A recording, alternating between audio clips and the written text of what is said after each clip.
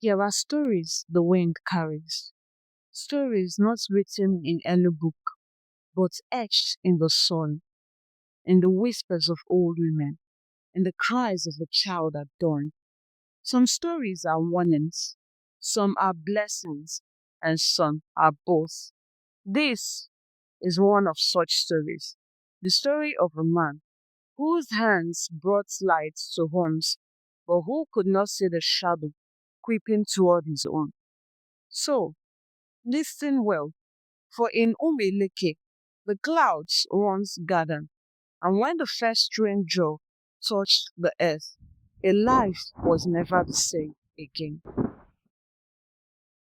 In the quiet sun-kissed village of Umueleke, there lived a man named Chike. Chike was not a man of many books. He could not read, he could not write, but Chike carried something far heavier and far brighter than a certificate. He carried wisdom, he carried kindness, he carried a light that no darkness could put out. Chike was an electrician, and not just any electrician. He was the one who called when your house went dark in the middle of the night, the one who would cross muddy roads just to restore your power. The villagers would say, if the lights go out, call Chike.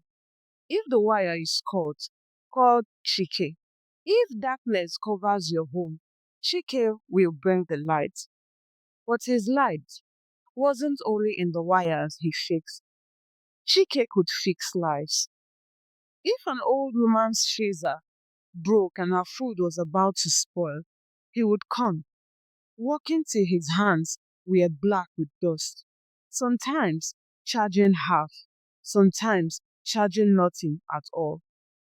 And when people tried to thank him with money, he would shake his head and say, the light in your home matters more than the money in my pocket.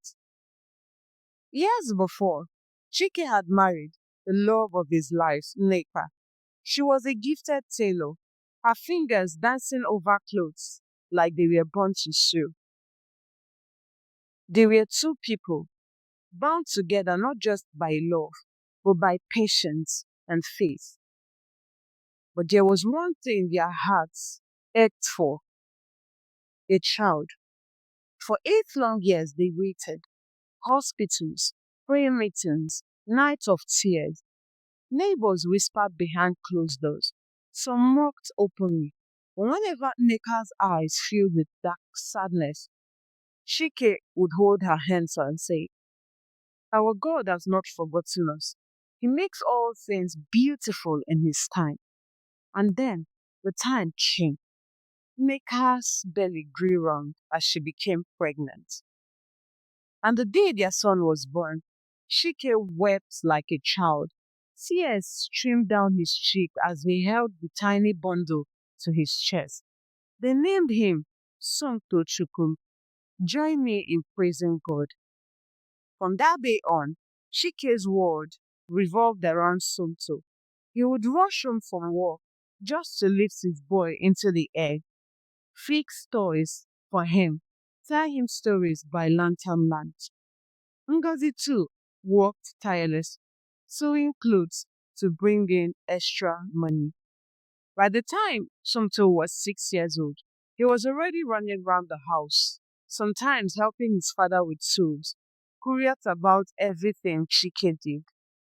Their home was small, but it was filled with laughter, with prayers, with warmth.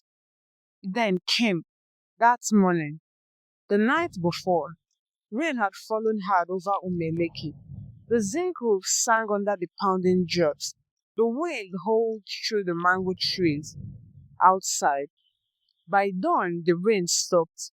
The air was heavy, warm, and the sun broke through in golden streaks. Chike woke early, as always, boots on, toolbox ready. He had a few jobs lined up, work to be done, bills to be paid. But as he bent to tie his shoelaces, a small voice spoke. Daddy, it was Somto, hair still messy from sleep. pajamas slightly wet at the hem. Yes, my son. Somto's voice was soft but urgent. The sun is already here. Please don't go to work today. Chike smiled. Why not? The sun is our friend. Somto shook his head, his small eyes wide. If you work till late, you're going to get hot. The weather will hurt you.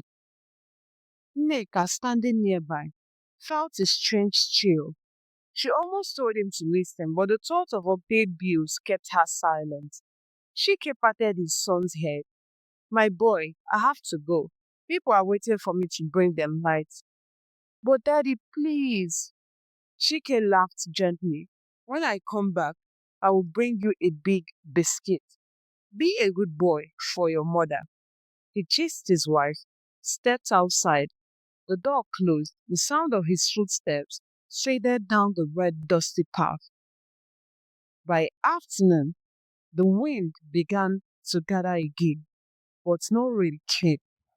Instead, a heavy, dry wind swept through the land. It whistled through the trees. It made the sky look strange. Somewhere in a far off street, Chike climbed to fix a fault. It was urgent. The pay would help feed his family. No one knows exactly what happened. Some say the wind came suddenly, strong enough to shake the poles. Others whispered about spiritual warnings, ignored. But this much is known. The wire spat with fire. The tool slipped from his hands. The current surged through him. The wind roared like a living thing, and Shiki fell. Back in Umueleke, Neka was sewing. The sound of her needle was broken by hurried footsteps outside. In Ebo birthday, breathless, Neka clung quickly. It's Shiki. Her legs carried her before her mind could understand.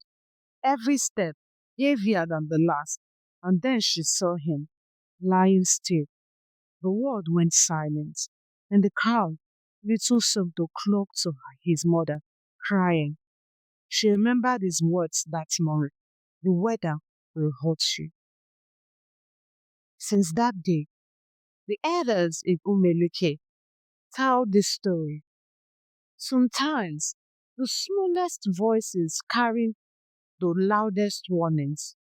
Children see and feel things we cannot explain, and in our rush to meet life's demands, we forget to listen. Chike's life was short, but the light he brought still glows in the hearts of many. And when the wind blows strangely in the afternoon, some say they hear his voice. Bring light, but never ignore the voice that tries to keep me safe. Thank you so much for watching. Don't forget to like, comment, and subscribe for more interesting stories from Nne the storyteller. And don't forget, how we do it here is I shout Shapi and you shout Wa. Shapi Wa. Thank you. God bless you.